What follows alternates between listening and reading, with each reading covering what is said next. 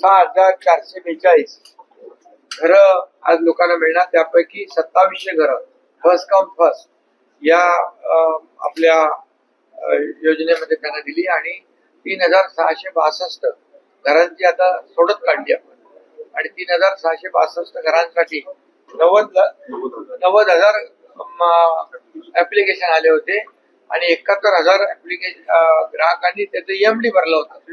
म्हणजे मागणी किती पटीने जास्ती आहे हे आपण इथं पाहतोय. आणि गेल्या 1.5 वर्षात जवळपास या ठिकाणी आम्ही म्हाडाने 30,000 घरं दिली आणि 5.5 लाख लोकांची मागणी होती आणि त्यामुळे म्हाडावर जो घर हे प्रत्येकाचं एक स्वप्न असतं. हक्काचं घर मिळालं पाहिजे, चांगल्या दर्जाचं घर मिळालं पाहिजे आणि परवडणाऱ्या किमतीत मिळालं पाहिजे आणि वेळेवर घर मिळालं पाहिजे अशी हे स्वप्न सर्वसामान्यांचं असतं. आणि म्हणजे सर्वसामान्यांचं सरकार आम्ही म्हणतो आणि म्हणून सर्वसामान्यांना या ठिकाणी परवडणाऱ्या किमतीमध्ये घरं देण्याचा निर्णय आम्ही घेतला आणि आज त्यातले 6,000 पेक्षा जास्ती लोकांना घरं मिळतील.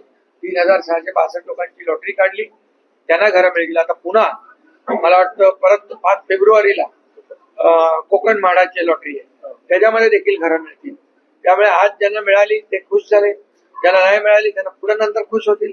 ही निरंतर प्रक्रिया सुरू राहणार आहे, कारण म्हाडाचं नवीन धोरण देखील आम्ही आणतोय आणि त्या धोरणामध्ये affordable housing, affordable rental housing, working woman housing, hostel आणि ते आणि त्याचबरोबर सिनियर सिटीजन साठी घरं आणि त्याचबरोबर विद्यार्थी स्टुडंट हॉस्टेल जे आहे आणि स्टुडंट हॉस्टेल साठी देखील त्या हाऊसिंग मध्ये नवीन धोरणामध्ये त्या पॉलिसीत देखील त्याचा अंतर्भाव आम्ही करतोय. त्यामुळे समाजाच्या प्रत्येक घटकाचा विचार करून आम्ही हे सगळे निर्णय घेतो. यामध्ये गिरणी कामगारांना घरं, पोलिसांना घरं, आपले गरीब डबेवाले आहेत त्यांचा विचार या ठिकाणी आम्ही करतोय, कारण सर्वसामान्य माणसाला घर मिळालं पाहिजे ही भूमिका आमच्या सरकारची आहे.